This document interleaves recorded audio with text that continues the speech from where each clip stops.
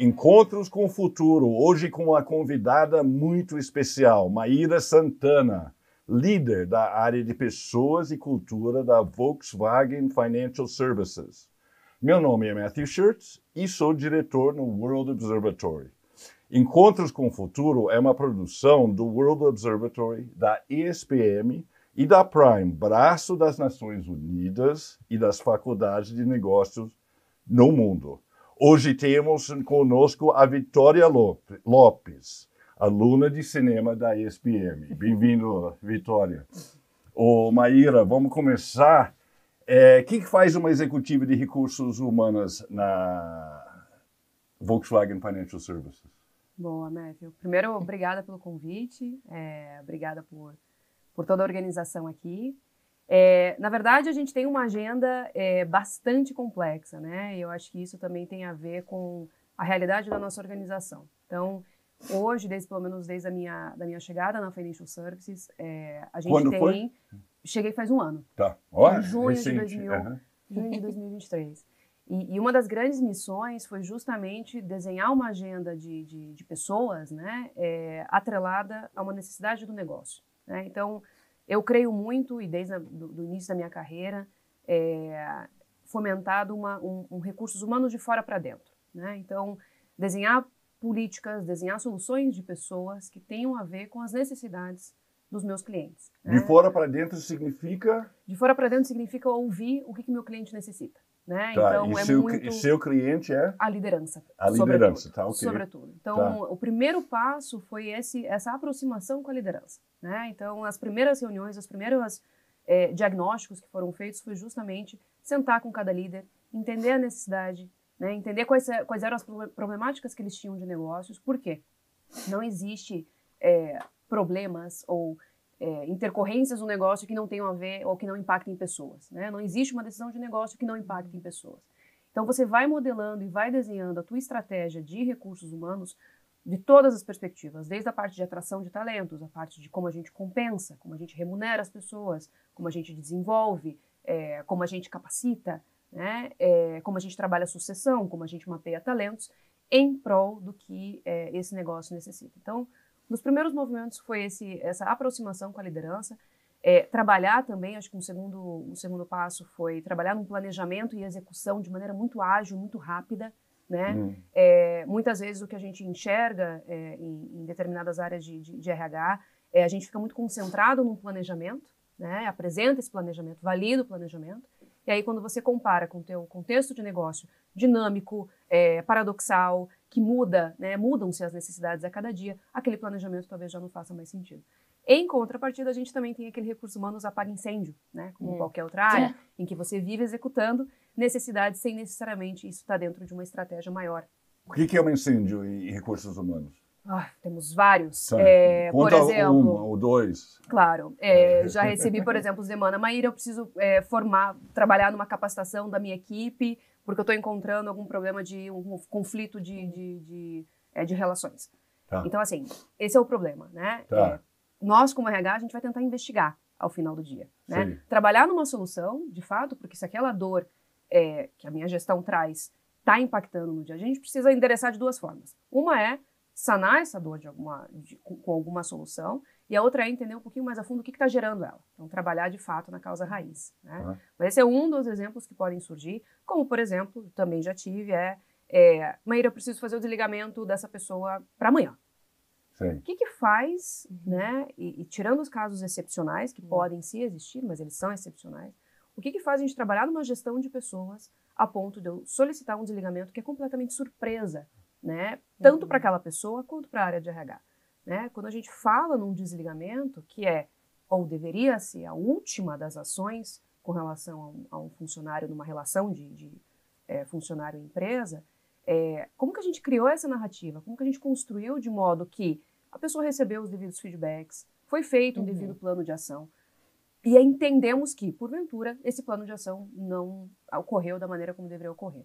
Então, essas são as demandas mais apagar incêndio, né? Que, sim, ao final do dia, remete não só ao problema que está sendo trazido, mas o que aquele líder está falando para você, né? E aí traz também uma outra oportunidade de trabalho, que é o desenvolvimento dessa liderança, né? Eu costumo dizer que, assim, toda vez que eu recebo uma problemática, eu busco entender a problemática junto com a minha equipe, mas eu também busco entender o que levou àquela problemática. Sim. Né? Porque o gestor ele pode trazer para a gente algo que, na visão dele, seria a solução mais rápida, né? E que poderia até ser a solução mais correta. E quando a gente trata de pessoas, a gente precisa explorar um pouquinho mais, a gente precisa entender mais a fundo, até porque o que está acontecendo naquela equipe pode ser um sintoma, né, de algo que a gente precisa desenvolver naquela liderança.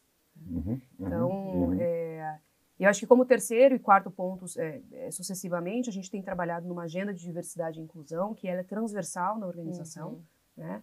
Essa agenda, ela já existia na Financial Services antes da minha chegada, e eu, como tenho esse método de trabalho, né, como eu comentei, de planejar e executar de maneira ágil e eficiente, ou pelo menos busco atuar dessa forma, como que a gente desenha uma estratégia de D&I? Né? Porque o tema de diversidade e inclusão ele é muito abrangente. Né? E ele é extremamente dinâmico também, porque ele muda a cada dia. A gente está trabalhando com diversas esferas ou pilares dentro da diversidade e inclusão. O que a Financial Services vai focar? Então, a gente, desde o início desse ano, focou em trabalhar em 3 grupos minorizados. Primeiro, mulheres. Né? Então, mulheres tanto da perspectiva de representatividade de mulheres na organização, quanto mulheres em liderança. O segundo grupo é pessoas com deficiência. Né? E o terceiro grupo é pretos e pardos. Né? Nessa ordem, também caracteriza a ordem que a gente está de avanços com relação às ações que a gente já tem implementado. Né? No que diz respeito a mulheres, hoje a gente já tem um quadro de funcionários de 48% de mulheres na organização. Quantas pessoas são na Financial Services? Hoje a gente está com 756. Nossa Senhora! Sendo que desses 756, Matthew e Vicky, a gente recrutou para um novo negócio mais de 200 pessoas ao longo dos últimos 2 anos. Muito bem. A Financial Services tem diversificado o seu negócio ao longo dos últimos anos. Para vocês terem uma ideia, só nos resultados de 2023, 1/3 desses resultados vieram de negócios que até então não existiam nos últimos 3 anos.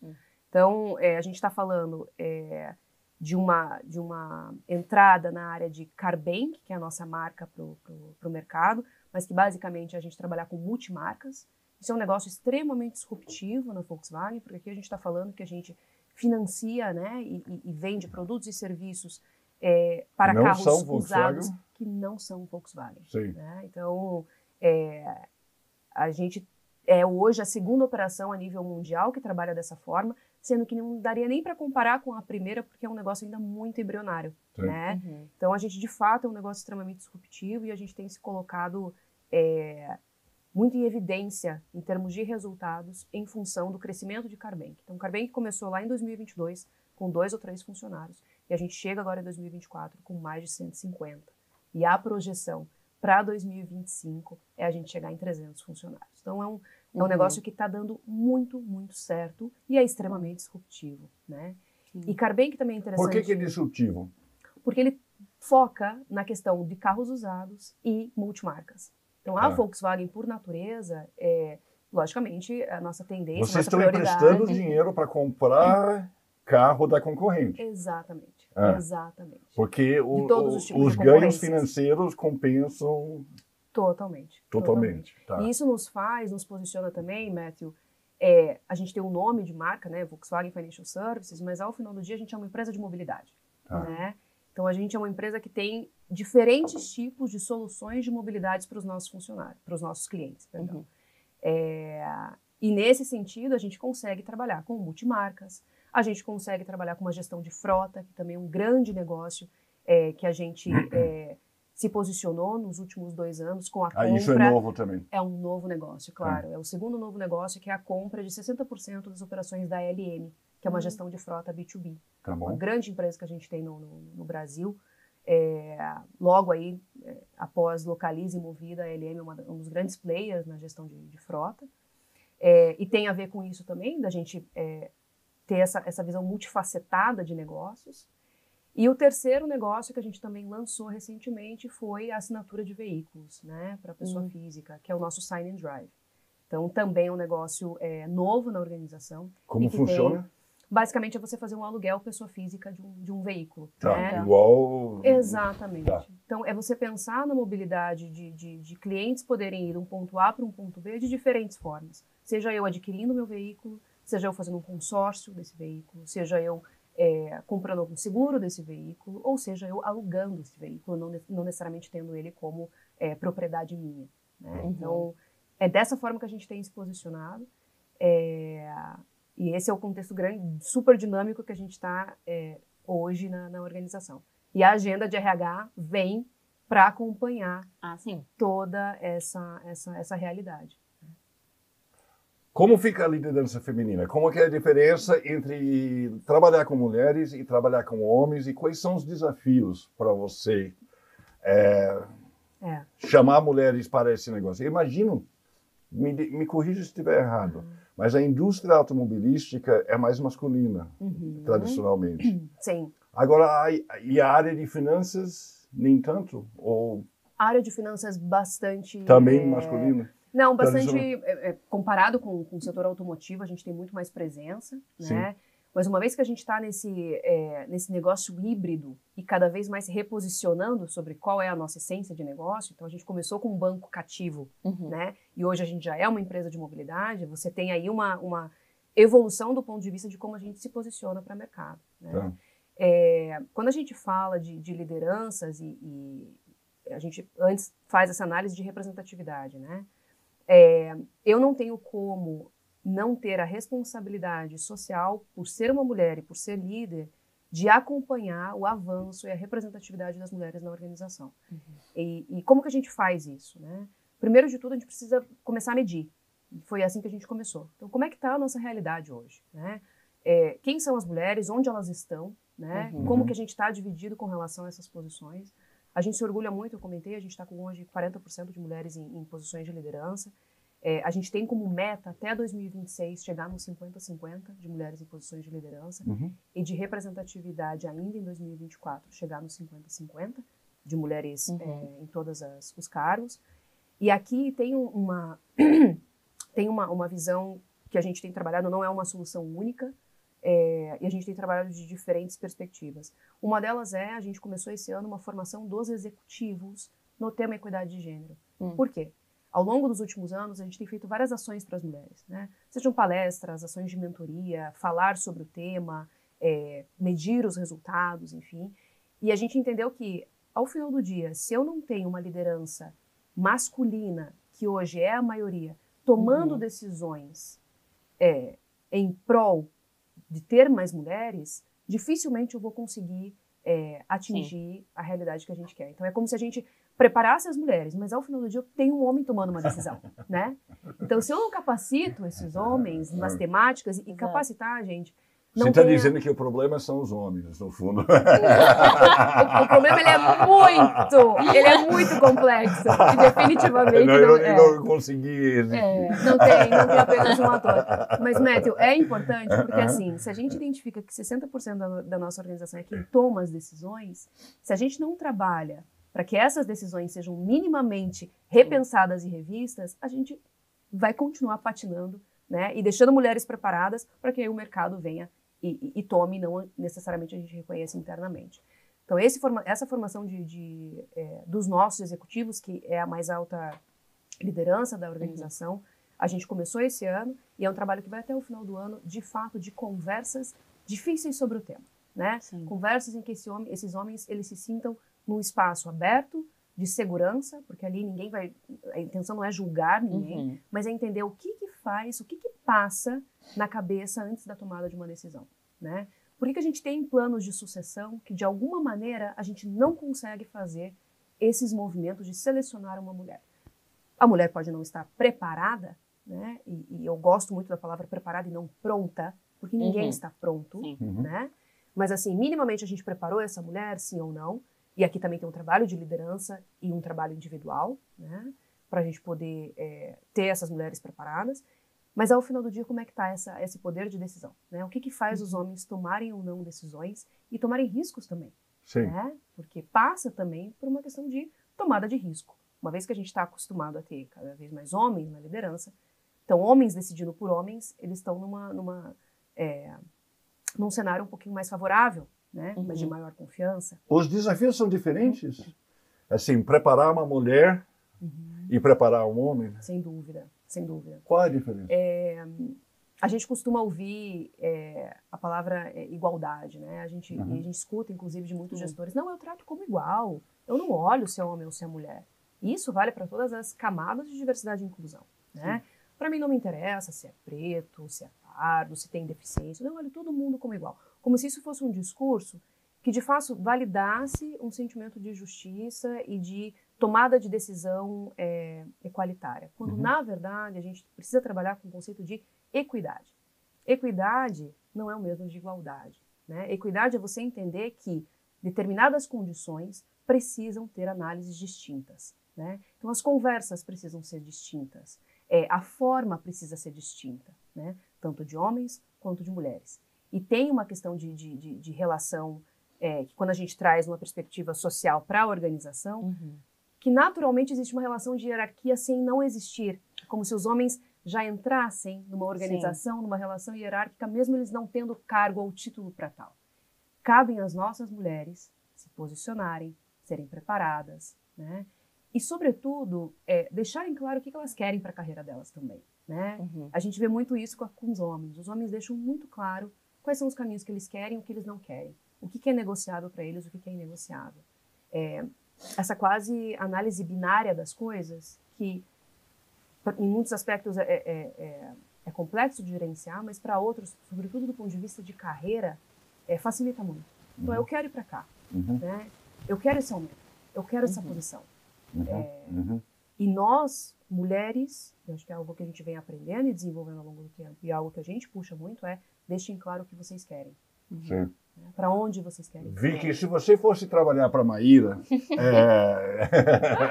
fosse pedir emprego para a Maíra, você que está terminando a faculdade, o que você ia querer saber dela? Eu acho que muita coisa você acabou me respondendo, porque eu ia perguntar das iniciativas da empresa, e você falou de palestras, você falou de conversas, eu achei isso muito interessante, muito importante. Sim.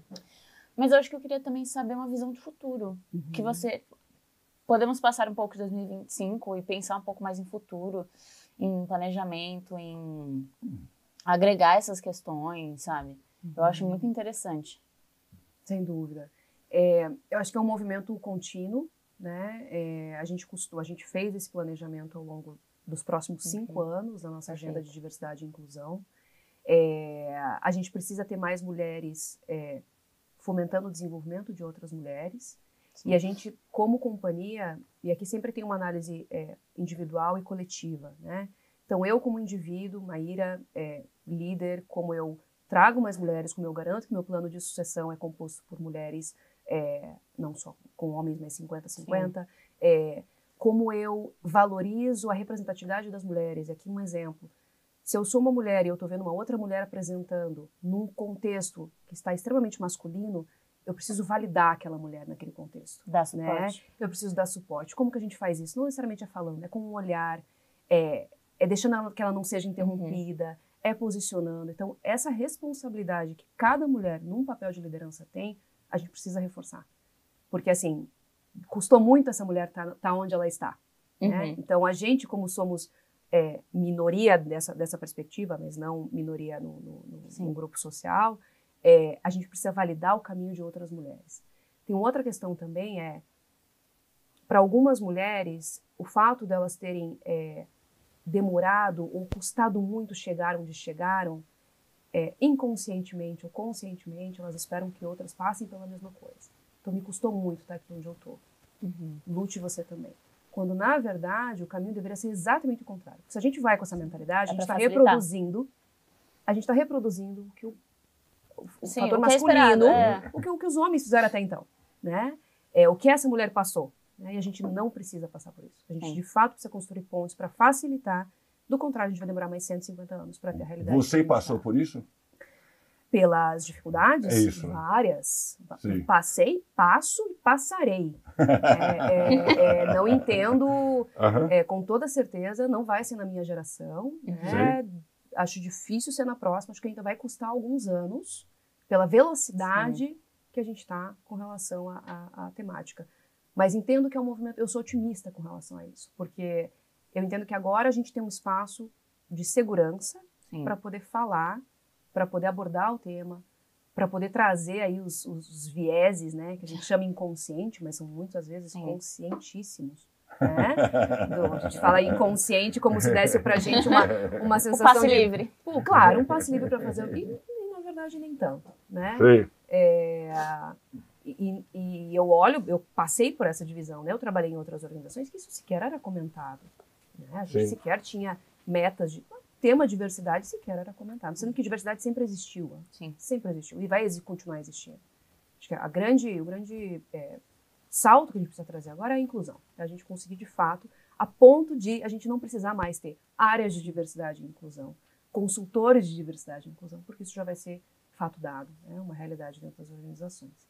Deixa eu fazer uma pergunta que talvez não tenha a ver tão diretamente com sua área, mas eu não consigo me conter. Como anda a eletrificação dentro da Volkswagen? Uma excelente pergunta, excelente pergunta. E eu acho que, como recursos humanos, não costumo escutar ela muito, mas isso tem muito a ver com quais são as competências que a gente tem de hoje para o futuro. Né? E aqui eu linko diretamente com a minha agenda. Se a gente quer se posicionar como uma empresa de carros eletrificados, a gente precisa capacitar nossas pessoas, a gente precisa ter novas tecnologias, enfim. O que a gente vem trabalhando até agora, até em função de todos os desafios que a gente tem com a eletrificação do ponto de vista país, né, e estrutura, e investimentos, enfim, é a gente focar em carros híbridos. Né? Pelo menos nesse curto, médio prazo, essa tem sido o posicionamento da Volkswagen, até junto com o nosso CEO Brasil, de focar na produção, né? E a gente, inclusive, recebeu um investimento bastante importante aqui no Brasil para trabalhar a produção de novos carros híbridos. Híbridos etanol elétricos ou gasolina elétricos? Híbridos os dois. Dos dois. Os dois. Os dois. Perfeito. Sim, Flex sim. E elétricos. Exatamente. Inclusive, para a nossa frota, né, como agenda ESG, da parte do ponto de vista de ambiental e também a parte de governança, hoje os nossos veículos de função, os veículos que a gente tem subsidiados pelos funcionários, 100% é eletrificado para a nossa camada de diretoria. Então, a gente já trabalhou nesse modelo. E para a parte executiva, a gente retirou a gasolina e são todos carros com combustível etanol. Então, que bom. Já são ações que legal. Que a gente já consegue trazer do ponto de vista transversal, porque não é só uma agenda separada do negócio, né? A gente traz uma agenda de ESG, com comitês, com ações do ponto de vista de organização, mas também como isso perpassa pelos nossos benefícios, de novo, o individual e o coletivo conversando a respeito do mesmo tema. Maíra, muito obrigado pela participação, foi sensacional. Vitória, muito obrigado. Eu que agradeço. Também por participar. Espero te entrevistar novamente no futuro. Obrigada, conte comigo. Okay, foi um prazer. Ótimo. Ok?